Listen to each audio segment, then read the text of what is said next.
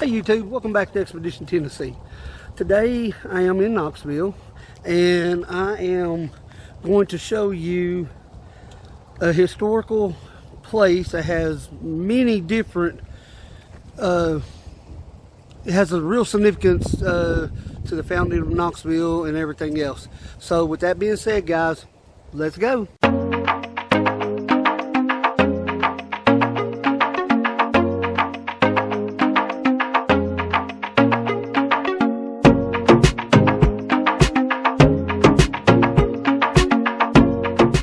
Alright guys, I am here at, well, it's called the Hill. And if you look over there in the distance, you see Fort Sanders Hospital sitting on the ridge over there. That's the buildings over there. That's the main hospital and everything. And where I'm at is called the Hill. This is where General Longstreet, the Confederate general, had his battery set when they bombarded the Fort Sanders in 1863. They set up on this hill. This hill is the highest point in Knoxville. It sits 996 feet above sea level where we're at. So they had the height on this area right here to shoot the cannons over there, but that's not why we're here. Why we're here is this building right here, and that one right there, and those down there. This is Knoxville College. It was opened in 1875, first black college in this area. And this was the first building they built.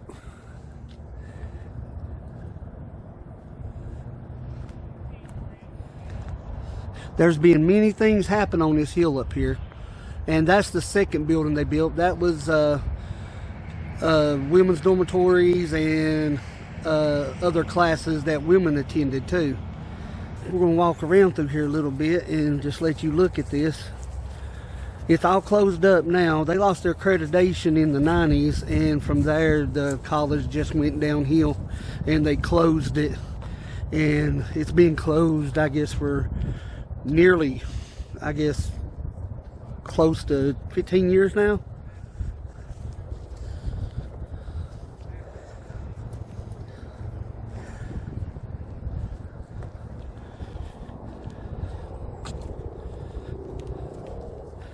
There's the other hall. That's Wallace Hall right over there.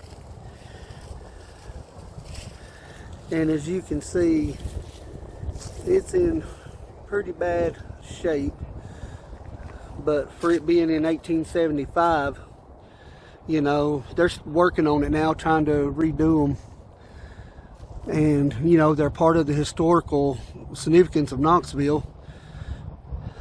But, Martin Luther King Jr. gave a speech right here before they walked up Gate Street, right through to Market Square and everything uptown back in the 1960s. So I was wanting to throw that little piece in there too.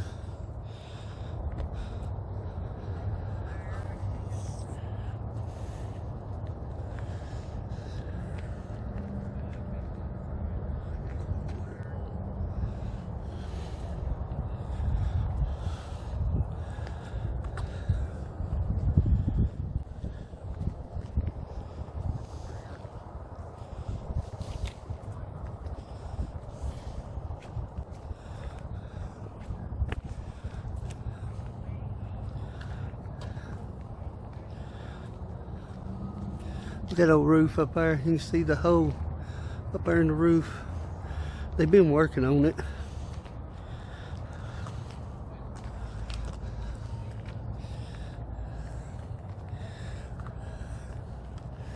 I love the old architecture. Let's walk up there and look at that.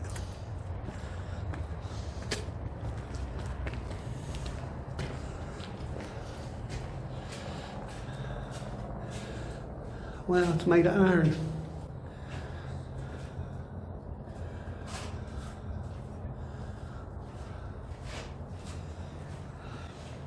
course, you can see they got them voted down.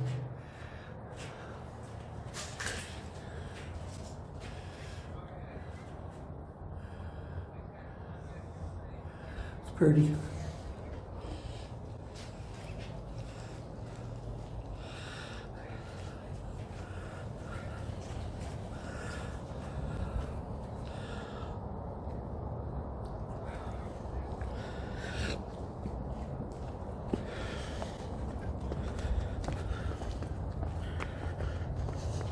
When Knoxville College was founded, it was founded by the United Presbyterian Church in 1864. They first met at the church, and then they went to, they bought a place in East Knoxville. Well, when they were there, I think, until the 1874.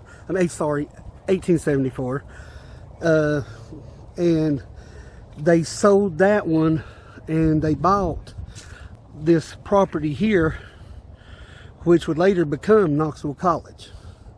And when it first started, it wasn't only for blacks, but it also had whites and everybody else. But along with history, of course, man's got to mess everything up. And when they put in the law of segregation, whites weren't allowed to go to this college anymore. And everything I've learned on this, I have found out on the internet. Back there is newer buildings. They're all destroyed. All the windows are busted. That was dormitories that they done.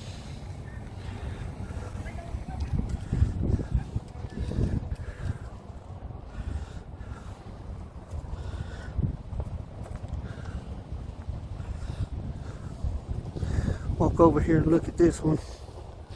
Give y'all a look at this. You can see the bricks are falling out of it.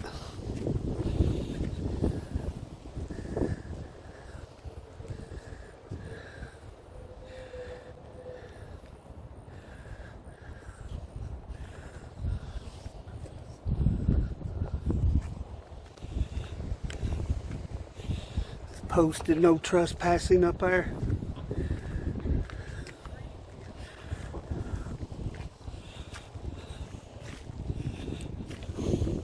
What do you think, Braylon?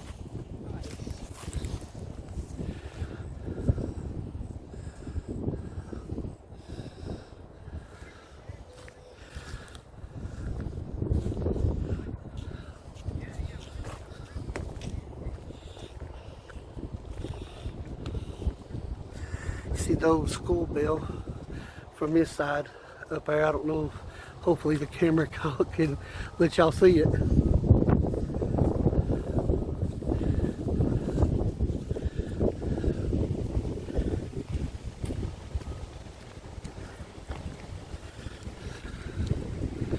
And we got another building over here. I'm going to stop by it. It's Wallace Hall, and kind of give y'all a look at that one too. But that's not the only reason we're here. There is a member on the board in 1870s that done something that I was wanting to show y'all. So we're going to go on and go over here, so I'll continue over there. Alright guys, we got down here to Wallace Hall. This is the other building that was original to the campus, you know, along with McKee. McKee was the first building built here, and the college actually opened up in December of '76.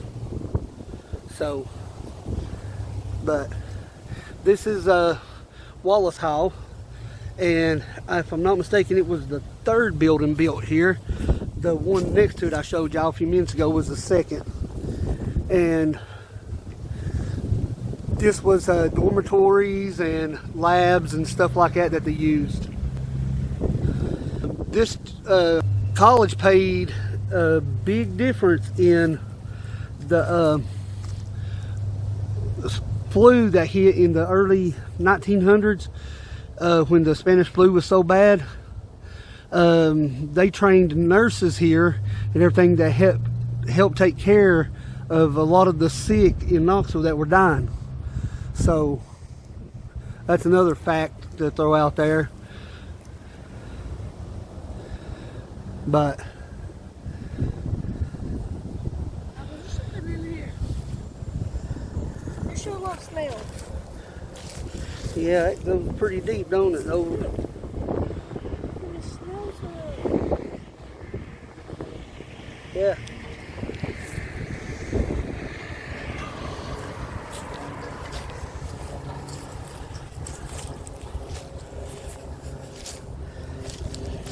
They've tried to redo them. You can look up there on the side of the building and you see those blue sticking off. That's actually where power wires ran into the building at one time. Those were insulators.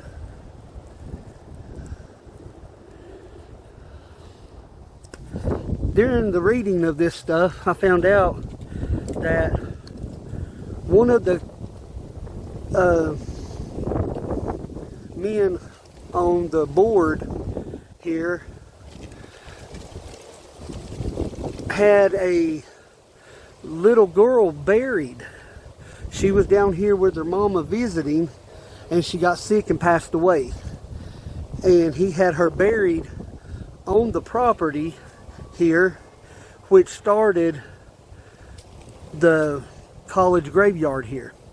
And there's some really notable people buried in there from the college and also from different places.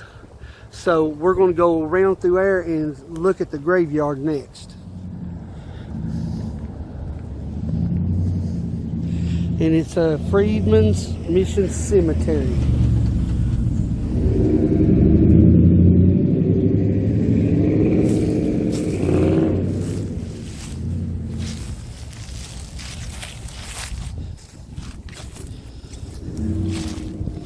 (1869 to 1926).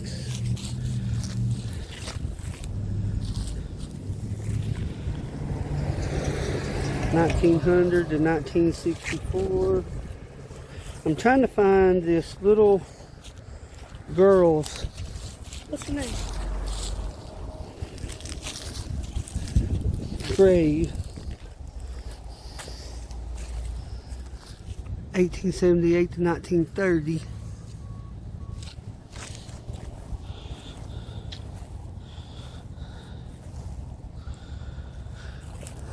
It's just being forgotten, guys.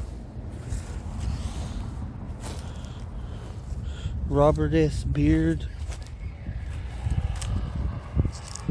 1881 to 1952. He was a MD.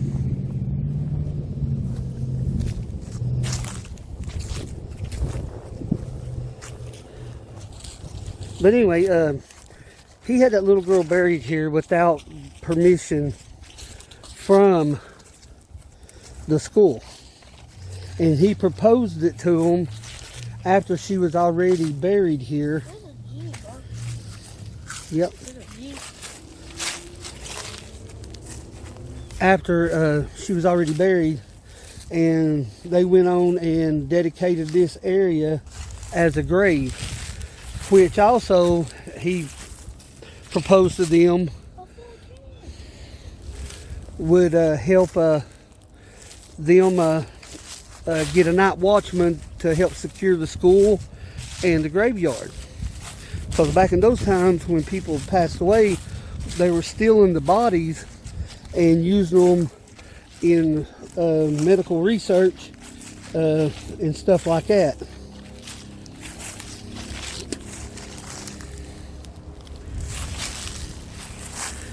And there's other graves down in here, I was told, but they ain't got them cleaned out, and there's more down through there. But that little girl, she was from Chicago, and she was buried here. And I remember them in that book that I was reading that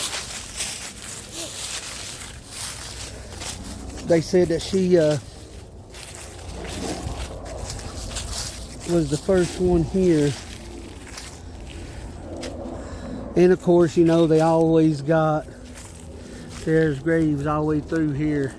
They ain't got them cleared out. And they go all the way down in through that area down through there. I mean, it's really sad that they're all covered.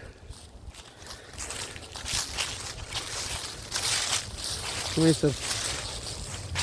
seems like the city of Knoxville would pick up the cleaning of all this and take care of it. Like,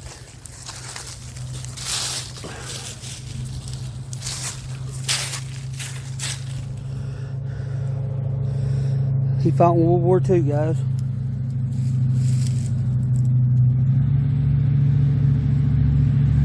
He was a Tech 5 U.S. Army in World War II.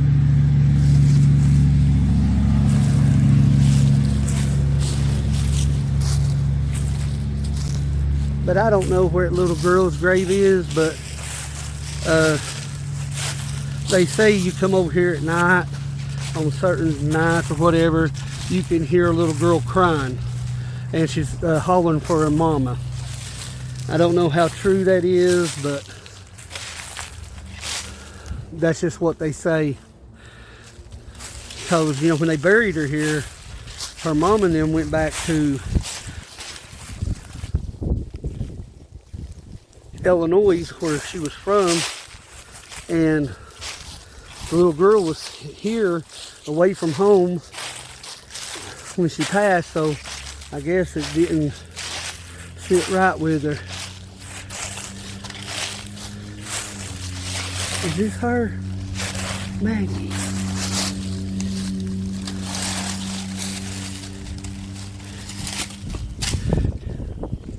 That was her name.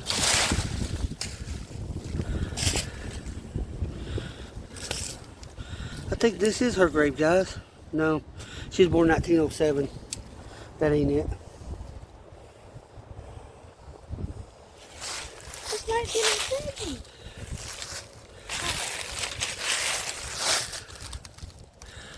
I don't know where her grave is. It's 1907. Yeah, she was born in 1907. This little girl passed away in 18. Yeah, according to the books. She was the first one buried here. And that's how he got her buried, was because they buried her here without the college even knowing about it. And then he proposed to them. Is that her?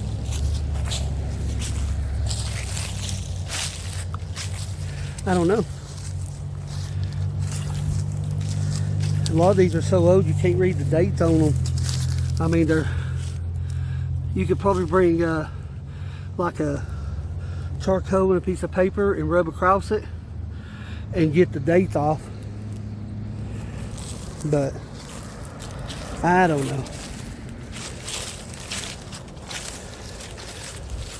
Well, guys, this is just another part of history of Knoxville I was wanting to share with you all.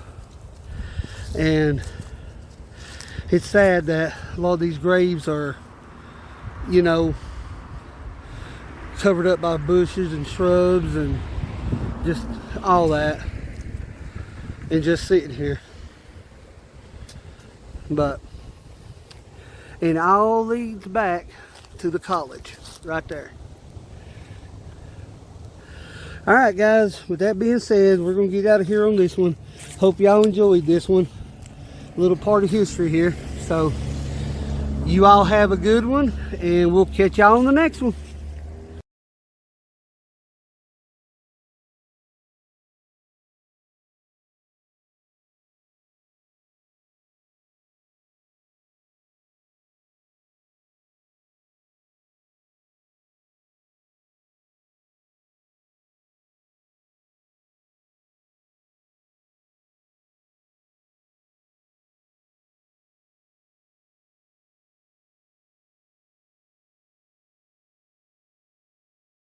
Hey guys, appreciate y'all watching. If you like our content, hit the like button. And while you're there, slide on over and hit that subscribe button. It only helps our channel grow. So, let's go.